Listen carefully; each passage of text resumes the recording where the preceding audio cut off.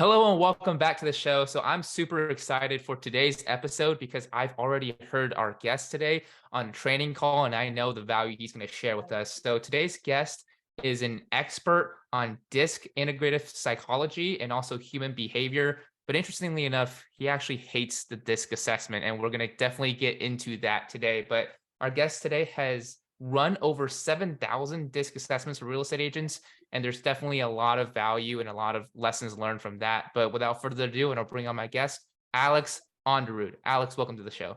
Hey, thank you so much for having me. I'm excited to be here. Yeah, I'm excited to have you here. And before we just kind of dive into all the details and all the value here, for people who might not know who you are, or who don't know your background, would you mind just kind of introducing yourself a little bit? Telling us how you got to this point, and why do you hate the disc assessment, but you're known as the disc guy? Yeah, definitely. So my name is Alex Aanderud. I've got a background working as an engineer supporting experimental flight tests for Boeing and the US military. I actually helped with the 787 and the P-8 Poseidon, which is a 737 modified to hunt submarines. While I was working as an engineer, I started studying something called NLP, neurolinguistic programming, which really taught me a lot about integrative psychology. And I became a certified quit smoking specialist. 60-minute session, money back guarantee. Woohoo! Master hypnotist. Um, it was fun, except, I had my very first client come in and she wasn't successful. So I said, oh, no big deal. Come back in. We'll do a follow-up session. And we did, and found out the reason why she was still smoking was her 6-year-old goddaughter had been killed by a stray bullet in Baltimore. And after just tears pouring down her face, she couldn't say her name. After an hour and a half, she started telling me stories about Isabel.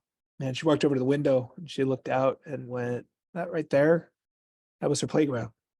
I used to sit on that bench and watch her. She gave me a hug and she's just like, I can't thank you enough. I can't tell you the last time I was able to smile when I thought about her. And I started to shift. I stepped out of working on airplanes and started to do mental and emotional work. I have like 2 spots open right now, but I do very selective coaching, specializing in mitigating mental and emotional trauma. I was one of 100 mental health providers for the Vegas shooting victims. I work with medical doctors who are suicidally depressed because I wasn't a medical professional. I didn't have to report it. And so being able to have that confidentiality, but not having to report it, because a lot of doctors, they risk their license if they're struggling. Um, I worked with parents, I worked with kids, and I worked with this one kid, and he was really struggling with just a bunch of emotion. And his mom said, you had such a profound impact in my son's life. I was wondering if you could come help my 30 other kids. And I'm like, you've got 30 other kids? She says, yes, I own a real estate team. And I got introduced to real estate. And it really started just doing mental conditioning coaching. Like my job was to help get the mindset right, get people thinking the right way. And I did a really good job. Their company, their team has tripled in size, increased profitability, and just done an amazing thing. Like they are loving life right now. Started to do some expansion as well. And she said, you know what, you've done such an amazing job. One of my coaches, one of my mentors, is his son having some challenges. Do you mind talking with him? And that was Bill Pipes. And so I got to meet Bill Pipes. I got to work with his son. I got to be able to break down some communication gaps that were going on. And I became Bill Pipes' disc guy. And all of a sudden, he started toting me as his disc guy out to everybody in the marketplace. And he'd get on a call and he'd be like, hey, John, this is Alex. Alex, this is Sam. Okay, tell him what's going on. And he just let me be able to have that conversation. And I'm so grateful because it's an immense amount of trust and respect. And I love Bill Pipes, such an amazing coach. But at that point, I started to really understand and connect with people.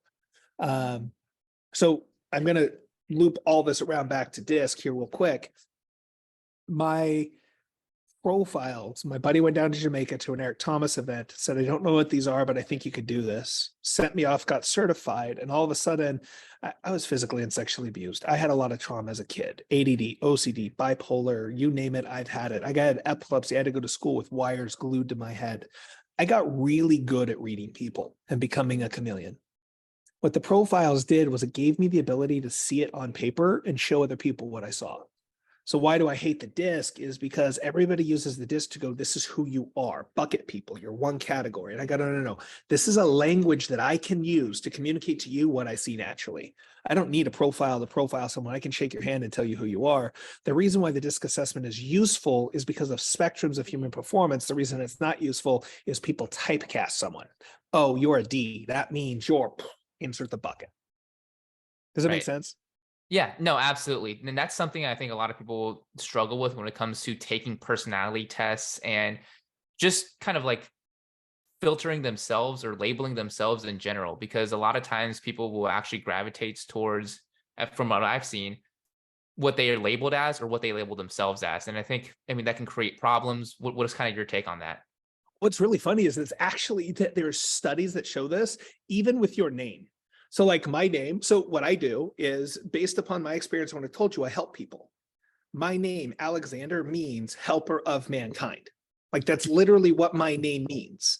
And so a lot of like older societies, what they would do is as somebody transitioned into adulthood, they would get a new name because the new name had a new meaning and they would adapt to the new character of the new name. And so, yeah, whatever you label yourself as, and it's funny because it's not just with the disc assessment. If you label yourself as a high D, you're going to act as a high D. You'll use excuses to say, I'm that way because I'm a high D, which then you're giving your power to that. But then you also start to become anything else that's around that. And you evaluate yourself against that. So if you're a high D and high Ds are this way and you're not that way, you use it to judge yourself. Right. Absolutely. And I definitely see that, like, just with myself, even, and with like other people I'm around. Like, it's like making, like you're saying, like making excuses for acting a certain way and trying to act that way, kind of like in their daily life. But I guess like the question is, I think a lot of people think about is, you kind of have this way of thinking, right? Of labeling yourself. But some people might think that, certain personalities or certain kind of profiles are better, and they actually try to gravitate towards those profiles. So where do you kind of come in on that? And, should somebody try to, almost like shift themselves or change themselves No. towards a certain one, or how should they Absolutely deal with not. that? Absolutely not. So in the early 2000s, there was a study done by Intermetrics, which looked at genius performance. They wanted to know what allowed someone to perform the best. 200,000 participants, 23 countries, 7 years, extensive study. And they found the two things required for top level performance was self-awareness, knowing your strengths and weaknesses, and authenticity, creating an environment where your success was dependent upon your strength and your weaknesses were mitigated by people and process. So what happens is if you are truly being you and you can change your environment, then you can create success. If you adapt you, you burn out and you're fighting against your nature the entire time. So an example of this, I had a real estate agent I was working with, and they were a low I personality, didn't like talking to people.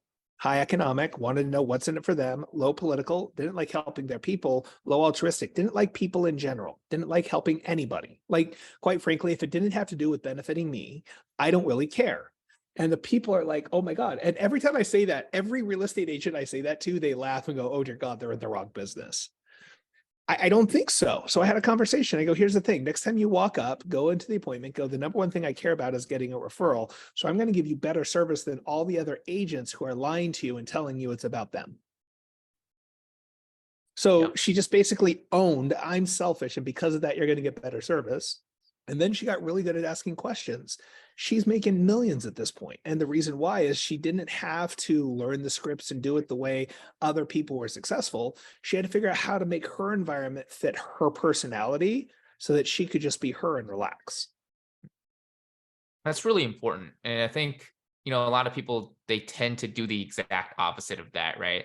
They adapt themselves to what the societal norms or what the industry norms are and what other people are telling them to do. And you see this, I mean, in the real estate industry, but like in other industries as well. It's like, what is the standard of behavior for a real estate agent? And kind of just, tell you a story about myself. When I first entered in the industry, I always thought the high D personality was going to be the successful one. So when I first took my disc test or whatever, I got, I think, mid to low D. And I was like, oh my God, does that mean I'm not going to be successful? And kind of on that, right, we're just talking about, that's not the right way to think, right? You should just kind of figure out who you are and then adapt the environment around you to make sure that you're able to have, the best chance at success.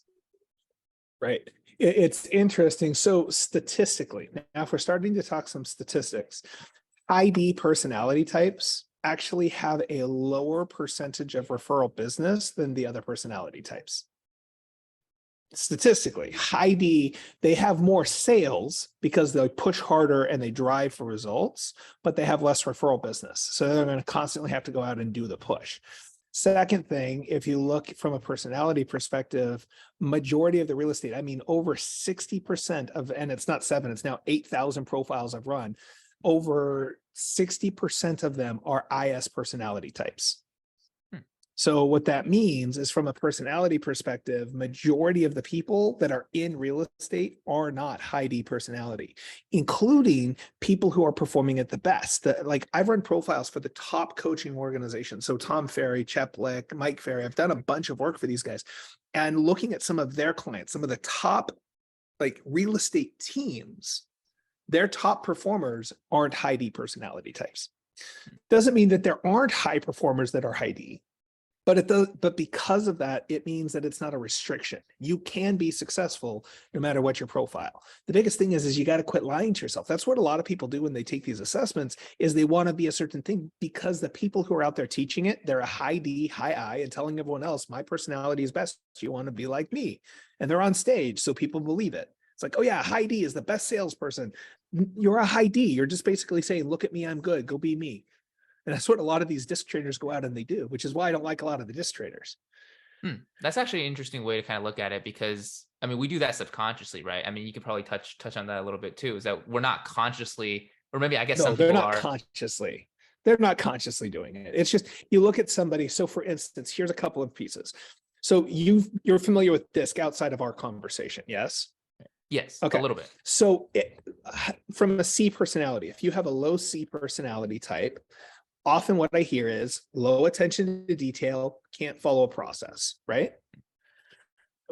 But here's the thing, that's because the high D is telling the low C what to do and they don't listen and they don't do it. It's not that the low C has a low attention to detail, it's that they have a low attention to your detail. They can pay attention to detail if you make it interesting to them. They just need to care. The other thing is it's not about not being able to follow process. It's that they're constantly looking for innovation, change, way to make things more effective, more efficient. So instead, what you need are warning systems. So when they start to fall off track, they know, and a good recovery strategy. Now, all of a sudden, you have someone who's a low C who's following process. Why? Because they found it's more efficient that way. Interesting. So it's definitely like on a leadership perspective and on working with other people, you have to kind of almost deviate from the traditional way of leading people and the traditional way of teaching, which is kind of like my way is the right way. And that's the way I'm going to teach it. So kind of, and I'm sure you've worked with a lot of team leaders like we were just talking about. So what have you seen Yeah. is like the best way to kind of navigate all these different personalities? And even though, it's a spectrum. So sometimes people will change from this to that. So how do you navigate it the right way? The first thing as a leader, now here's the thing, I want to just Yeah. make this broader. You're talking about leading in a team organization, but as a real estate agent, you're leading your client through the process. So you're actually leading your client. So it's the exact same thing if I'm leading a team of real estate agents or if I'm an agent leading my client, it's the same process, which is I need to understand who you are and how I need to show up in order to increase your probability of success. And so communication, it's not a thing, it's a 6-step process. You get an idea, you form it, you package it, you give it to the other person, they receive it, they unpack it, and then it makes associations. Those associations drive the person's behavior. So how you deliver influences how it makes the associations. Those associations drive the behavior. So if you change the way you communicate, you change the way that they behave. And so for me, it's about letting go of right and wrong. I can paint two different pictures of a high D. High D is decisive, aggressive, they're focused on results, and they're driven personalities. They're angry, they're inattentive to detail, they tend to run over people and boundaries, and they tend to hit a wall multiple times before they finally figure out what they're doing. They take too many risks. Both of those are true descriptions of a high D. One paints it really nice, one paints it really bad. There are strengths and weaknesses in all categories. So as a leader, both leading a team or leading your clients, understanding the person sitting across from you is perfect just the way they are. So how do I need to show up so that we resonate and I can help influence and create change? Interesting. So here's I guess like a question, right? To kind of cover basically what we talked about in the beginning and kind of what we just went over here. So how does somebody show up as the person they need to be in terms of, leading a client or leading a team member without, necessarily being inauthentic to themselves and adapting themselves to somebody else's environment? Well, it depends upon how you identify who you are. You see, authenticity is about knowing who you are. I am a leader, and part of being a leader means that I adapt to help my people win. I'm being authentic when I change and adapt. Hmm. Interesting. That's an interesting way to look at it. So it's It's almost all a matter of perspective. It's all a matter of perspective. So if you have a pen and paper, I don't have one with me. Do you have a piece of paper with you? Okay, I know yes, this yes, is I do. getting recorded on video. Okay, I Right. want you to write 8 plus 8 equals 91 and hold it up. I want you to hold up 8 plus 8 equals 91. Everybody who's listening, if you have a pen and paper, please write down 8 plus 8 equals 91 on a piece of paper. So if you are looking at this equation and it says 8 plus 8 equals 91, okay, you can put it down. They've seen it. Looks nice and pretty. So now look at that equation. Is that equation correct? Yes or no? You're gonna say no. 8 plus 8 equals, okay. I look at it and I say yes. You say no. Now we're looking at the same equation. If you say it's right, I say it's wrong, and we're both looking at the same equation, technically we can't have we have two diametrically opposed points of view. We're looking at the exact same equation. I say it's right, you say it's wrong. Can we both be correct? Yes, See, we now can. flip it upside down. Right. Now flip it upside down and hold it back up for everybody. See, now all of a sudden I'm looking at 16 equals 8 plus 8. You're looking at 8 plus 8 equals 91. So you can put it back down. So Yeah. now from a conversation perspective, what happens, this is where you need to get to as a leader. Your point of view and my point of view are directly in opposition. It doesn't mean we can't both be right. It means that we have different perspectives. So help me understand your perspective, because obviously your perspective is right and so is mine. So let's figure this out together. Hmm. You approach everything from curiosity. Nobody's wrong. Everybody's right. Let's just figure out how. Right. And I think that's a much better way to kind of de-escalate any situation as well. If you're understanding what the other perspective is, instead of trying to just kind of force your perspective onto somebody else, right? Kind of like we went back to what we talked about a little bit earlier. If somebody's a high D or a high I, that's the way they teach it. And if somebody's not, not adapting to that, and they're not right. But I think this way to look at it is more so I'm right in my perspective and you're right in your perspective. Now, how do we kind of work this where we can both understand each other and come up with a solution to move forward, or dissolve an issue? Right. And it's so important. So I actually started my college career as a music major until I figured out I can't play music and I'm not going to make money doing it. So, but in music, if you have like a piano, so I played piano. If you hit a C and a G, it's called a perfect fifth, and the sound is beautiful. If you drop down half a note, hit the black key right next, that is a diminished fifth, which is known as the devil chord, and it sends chills down your spine. Most people think I need to be just like you for us to be able to work together, and that's not true. That point, in fact, I don't want to become just like you. I want to go further away from you, and we then have a better sound. I think it's one of the most profound things to understand is, like, if you continue to grow, it doesn't mean you need to leave people behind, because it's a frequency. And as you change your frequency, you become back in alignment with them. You just need to change faster. And so as a Hmm. leader, it's about understanding, what am I putting out? How are they experiencing reality? And what is the interference pattern? Because that interference pattern is the relationship. And if we focus on adjusting our input into the interference pattern, it forces the organic relationship to change.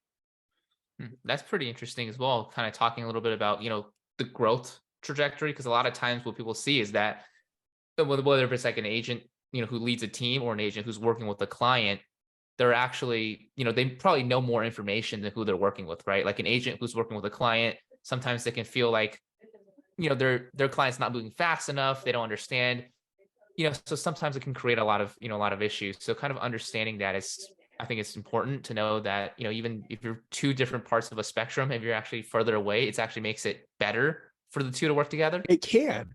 Well, you can either go further away or come closer. It's about finding out what works for the relationship, for the interference pattern. Now, here's the thing. We look at that from a client perspective. We look at that from a team perspective. A real estate agent, realistically, you're getting in to owning and operating your own business, right? Yeah. As a real estate agent, you are an owner operator. You own your business, you operate your business. Eventually, you build a team and you can sell your business, but you own and operate your business. So here's what's going on though. You now are having to learn new skills, new processes, new stuff. What about your relationship with your family? What about your relationship with your partner? What about your relationship with your kids? All of those are now having to deal with the change. And so you're getting pressure and stress, and a lot of people are dealing with that right now, especially in the shifting market, is trying to understand, how do I navigate the stress that I have as a business owner that these people don't understand, and come home and still be able to be compassionate, loving, kind, caring, and connected, and be able to interact with my friends who want to go out and party, but I can't go out and party because I got a showing I got to go do, and then I got to set up a listing, but I want to be able to have a social life, so I need to block the time. But at the same point, I've got too many calls I need to make, and I'm falling behind, and I don't want to miss out on the opportunity. If you don't understand what's important to you, what are your priorities, who you are, you can't move forward successfully. Everybody starts by setting goals based upon what they want to have.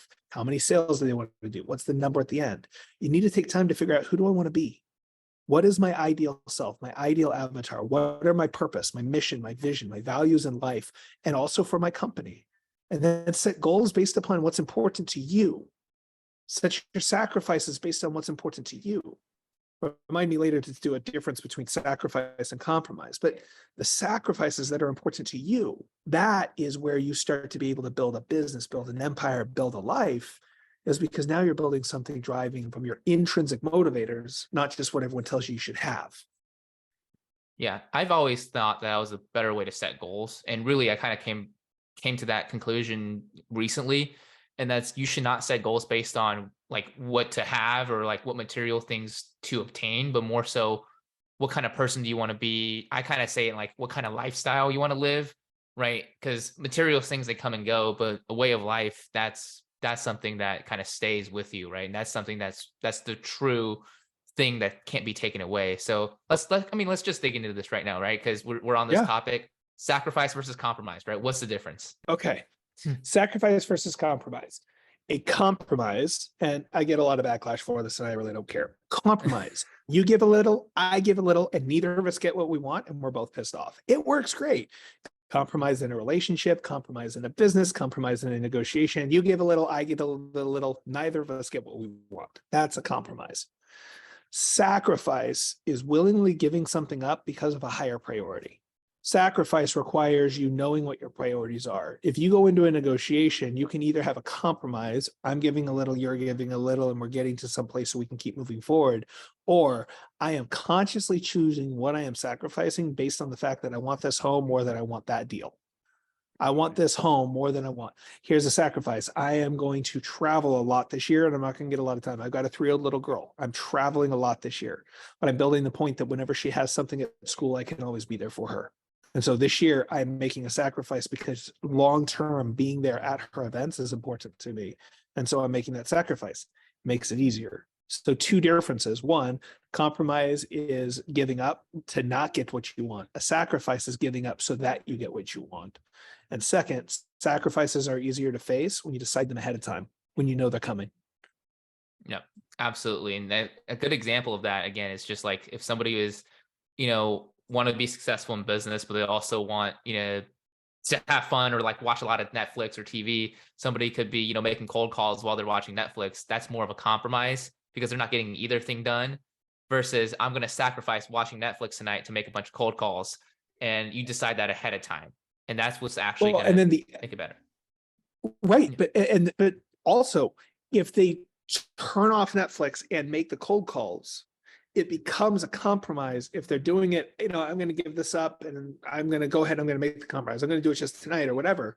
The compromise also builds resentment. I had to give up my Netflix. I gave up my Netflix. It's not about giving up your Netflix. It's that I chose my business because it's my priority. Now giving up Netflix doesn't become a resentment. Same thing though, but if you give up all of your social aspect, you talk about setting goals based upon the lifestyle you want to live. I say live the lifestyle you want to live. And part of that means building your business, but part of that means taking the break, taking the vacation. Yeah, absolutely. I really like the way that you put it. Actually, kind of living the lifestyle that you want to live. And part of it is just, like integrating your business with your lifestyle. And, I mean, I never really even thought about it like that, but it actually really comes down to like a psychological decision, right? It could be the exact same decision, but one, you're making a compromise, the other, you're making a sacrifice. And that could be the big difference, right? It could be the exact same action, but one, you feel great about it at the end of the day. The other one, you feel resentful and you feel horrible about it at the end of the day, just based on kind of like the perspective, like we are just talking about, like how you're looking It at it. is. Reality isn't fact. Reality is nothing but perspective. And if you change your perspective, you change the way you look at things. So, for instance, listen to these statements. Next time I want to do this versus I could have done this. So, if I'm asking somebody a question, like, okay, so I'm coaching you. You and I were working together. I'm Right. coaching you. If I were to say, okay, so Kobe, how could you have handled that differently? Just notice how that feels. Now, watch this. If that situation were to come up again, what can we do next time that it'll make that outcome better? Do you feel the difference between Yeah. those? I didn't even put a context on it, but what could you have done differently? Guilt, shame, rejection, because here's what happens. You're then pretending that you could have done something that you didn't do. You can't have done anything better because you didn't. Now that you have knowledge, you can do it better in the future, but we put change in the past as opposed to change in the future. And when you make that shift, all of a sudden it changes. But all that is, I didn't change anything. I'm still looking at the past and evaluating what could have been better, but I'm putting that perspective out into the future as opposed to putting it in the past. Now all of a sudden I'm empowered as opposed to crippled. Hmm. It's all up here. It's just the way you think. Yeah, absolutely. And I see it all the time, right? People try to change the past instead of using it as, just information, data that you've gathered Yep. to better your future. So that's a really important thing, is kind of figuring out, are you living in the past and trying to change something that you physically, it's not possible to do, versus just taking what you've learned in that data and moving forward onto the next thing, right? I mean, I play basketball as a middle schooler, and the coach always tells us, right? Like, somebody scores on you, don't hang your head down and soak in that, right? Get back on, offense, and just do better next time. That's a great way to look at Yeah. it, actually. I was actually so, and it's fun that you bring that up. I was a mental conditioning coach for the high school, college, and semi-pro teams in Oregon, helping when a player gets all of their stuff, it's bring them back in the present moment. You see, in the past, you should have celebrations and wins. In the future, you should have goals and change. And in the present moment, you only have two things: decision and choice. You make a decision and you choose whether to follow that decision or not. Everything else happens outside of the present moment. If you're not in the present moment, there's pain, there's discomfort, there's anxiety, there's fret. The only thing that exists in the present moment is choice, pleasure, joy, now. That's it. Yeah, absolutely. And you mentioned there's a difference between decision and choice, right? You make a decision and then you choose whether or not to follow that decision. So could you maybe like expand on that a little bit, and like how that works, and maybe give an example of that? I love how you listen because you grab the little pieces that most people just let browse by. So the difference between choice and decision, a decision. So I like, it's like decide, it's to kill all other options. Decide, homicide, genocide, suicide. Decide means to like kill all other options. The challenge is that you've gotten rid of all the options. There's still one option: to choose not to. Everything comes down to choice. You can be highly motivated and still not take action. You can have nothing left and still move. Like, there is always a choice involved. Now, one of the things that's important to understand is the difference between decision and choice. Decide is knowing what you're going to do. Choice is actually following through and doing it. But everything comes down to choice. Motivation does not drive action. A lot of people talk about pain and pleasure and motivators driving action. We got to figure out how to get you motivated.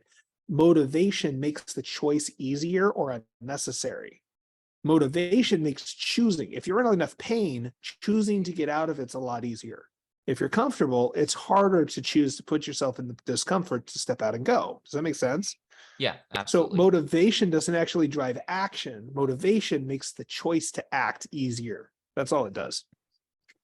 Do you think understanding that makes it easier for people to make the choice that they know they should be making even when the motivation is low? No, knowing it doesn't, applying it does. There is a concept in, so I've studied something called Huna, which is it's a 28th generation lineage. Dr. Matt James, Empowerment Inc. has done an incredible job sustaining the true Hawaiian culture. One of the things they talk about in that is it's called the law of momentum. And it's that idea that, we talk about it in science, an object in motion tends to stay in motion. If you want to get to the point that you're able to make choice, then make a choice. Right now, you have a habit of not making the choice. So let's say, for instance, cold calling, right? Do you have your phone? Do you have your phone nearby? Cool. Yes. So pick up your phone, touch the screen, Hmm. okay? Put it to your ear, okay? Say hi. Hi. Okay, you can put your phone down. Which of those steps is overly complicated or can't you do? Right. And so I'm sitting here, I'm talking with someone, they're like, I just can't get myself to make cold calls. And I'm like, okay, pick up your phone, touch the screen, put it to your ear, say hi. You've literally done everything you need to do to make a call. What do you mean you can't get yourself to make a call?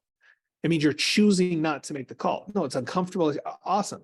So you're making the choice that the comfort that you're feeling is more important than taking the action necessary to get to where you want to go. It's all choice. So then it's like, okay, well, I'm going to call. I don't want to call. I don't want to call. I don't want to call. Hey, John, this is Alex. God, no, I really don't want to talk to you either. Thanks, Mike. Like, I don't want to make the call, but I still made the call. Does that make sense? I mean, Yeah. there's so many times where you do something you don't want to do. You don't want to get up and you get up. You don't want to, work out. You work out. You don't want smokers. I don't want to smoke. And they're sitting there puffing on a cigarette. I'm like, put the cigarette down. They're like, I can't. I go, yes, you can. You're choosing not to. And the problem is that the choice is difficult for them and they don't have the habit of making good choices. Yeah. So I guess like the next question is, what can you do, right? How do you start? Is it just by doing the first, Small, just start starting small, small? start small. Because here's the thing, you have a habit of not doing the thing you want to do. So anytime you're trying to install a habit, this is the thing that is a real misnomer. So when I talk about habits, first off, a habit is nothing but your unconscious mind watching you going, shit, I can do that, and then taking it over for you. That's all it is. So a habit is nothing more than your unconscious mind, which has no ability to think or process, literally watching go, oh, you do this consistently enough. I bet I can handle that. And then it takes it over for you. That's it. So if you want to install a habit, here's what you're doing. You're not actually installing a habit. What you're doing is you're changing the habit of not doing it to the habit of doing it. So you have momentum. Let's say I want to develop a habit of working out every day. Well, right now I have a habit of not working out every day. Like my habit Right. is literally the opposite. So what do I have to do? I have to break one habit and install the other habit. And I do that one time at one little piece at a time. So the law of momentum says an object in motion tends to stay in motion. So this is what I did because I lost 100 pounds in a year. I used to be 350 pounds and I'm still working on my health. But today I went for a run. One of the things that you got to do is I went, okay, I'm going to go to the gym. I didn't say I was going to work out. I started by going to the gym.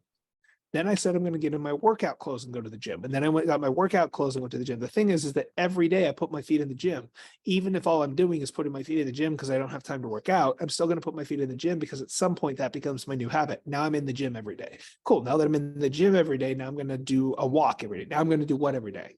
So what is that everyday thing that you're going to do? So if you want to get in the habit, like I'm struggling to make a call, then I'm going to make one call. Okay, I'm not going to make a call. What I'm going to do is I'm going to pick up my phone. I'm going to put my phone down.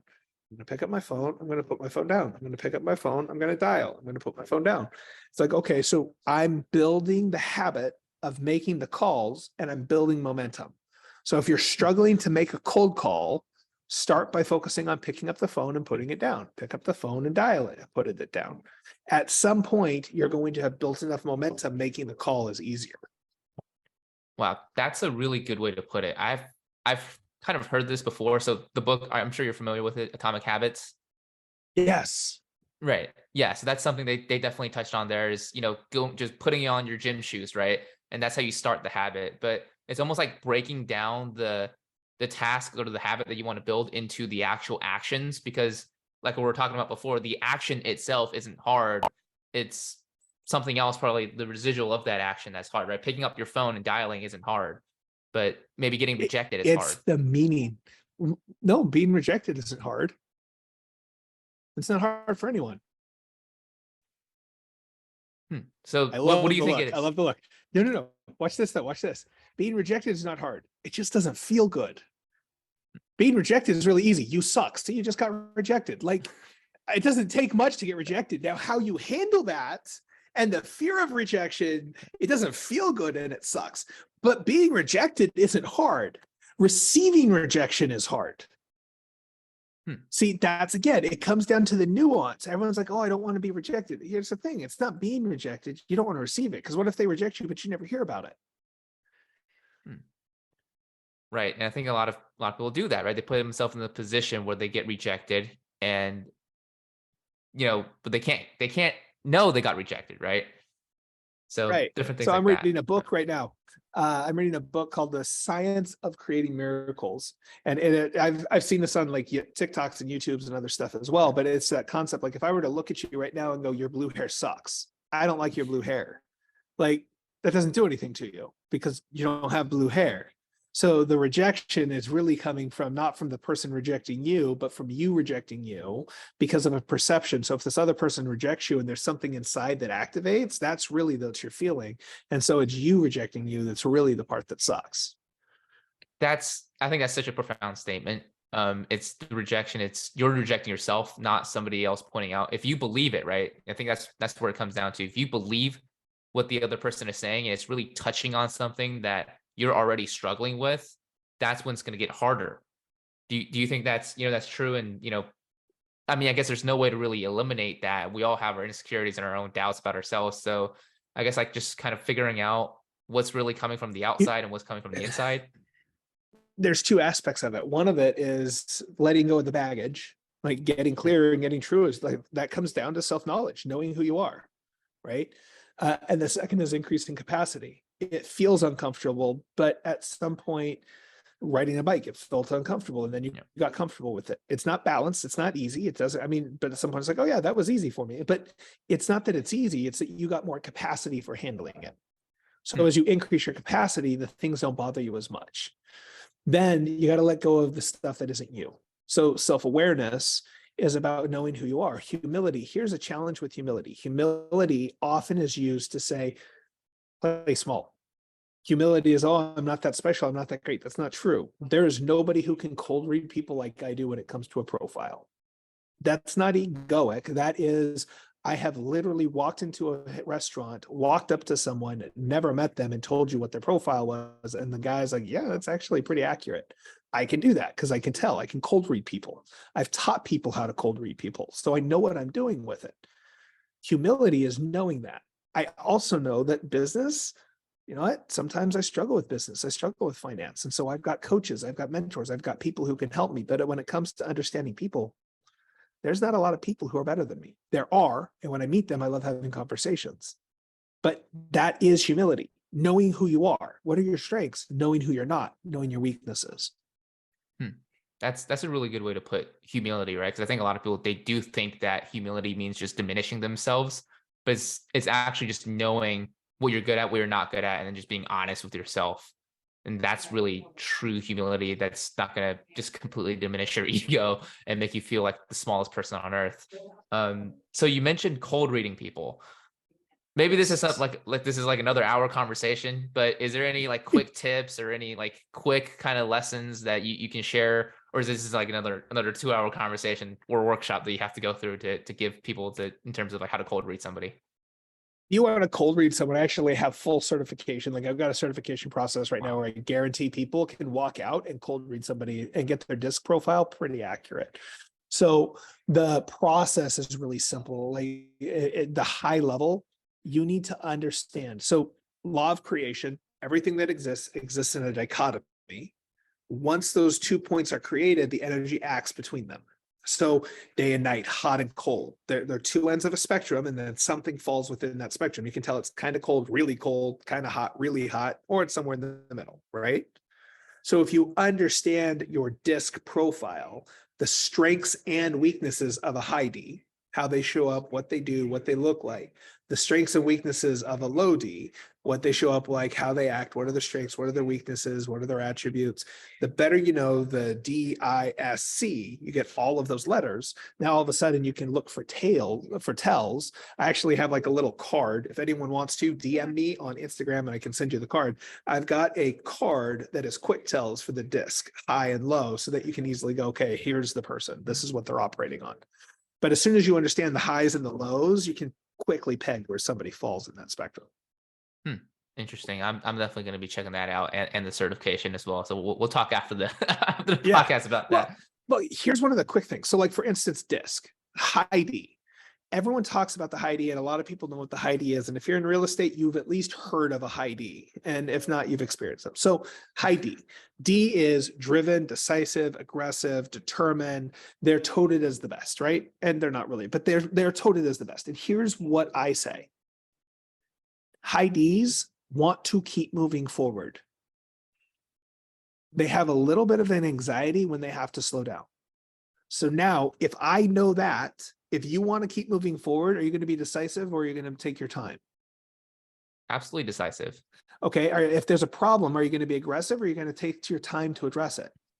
You're going to be aggressive. Yeah. Right. So now all of a sudden, all of these things that define the high D are actually side effects because the high D just wants to keep moving forward. So now all I have to tell is from a high D perspective, do you want to keep moving forward quickly or do you want to move forward deliberately, making sure that you have enough time and information and making your decision? High D, low D. Now I can tell that just by a conversation.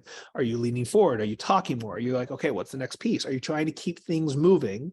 Or are you being intentional about how we move? I can quickly tell high D, low D, and from there I can build out the rest.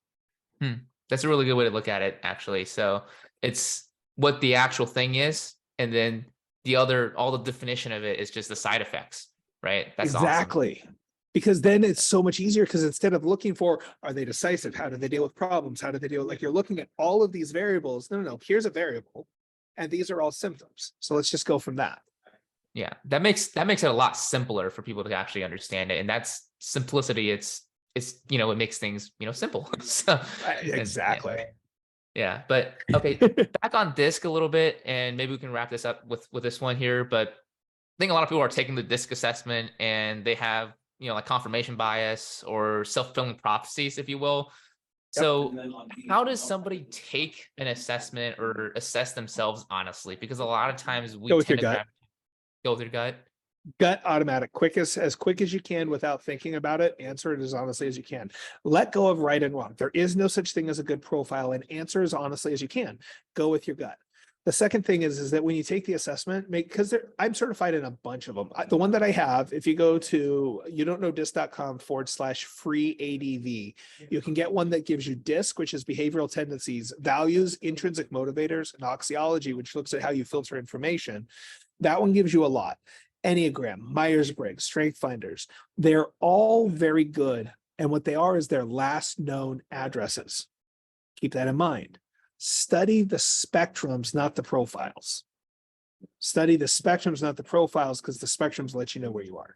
The way you take the test is as fast as you can without thinking. Just drag and drop and trust it. Then calibrate your answers based upon what you know about you. Interesting. So just as fast as you can, don't take your time, right? Because a lot of people they take their sweet time on these on these personality tests. The more you think, the less accurate it is. Yep, absolutely. Because now you're getting conscious as opposed to going with your unconscious response. Your unconscious is a better response to it. That's okay. So that's a really good way to kind of think about it, if you will. Is just go with your unconscious gut response, and that's the best way to kind of figure out who you are and at least paint a clearer picture in front of you. So awesome, Alex. So I really appreciate you being on here and sharing your value with us today. For anybody, I know you mentioned a little bit of your links and kind of DMing you on Instagram, but for anybody who want to look more into you, what you do, some of the different workshops that you're hosting, what are some of the best places to either follow you or find your links?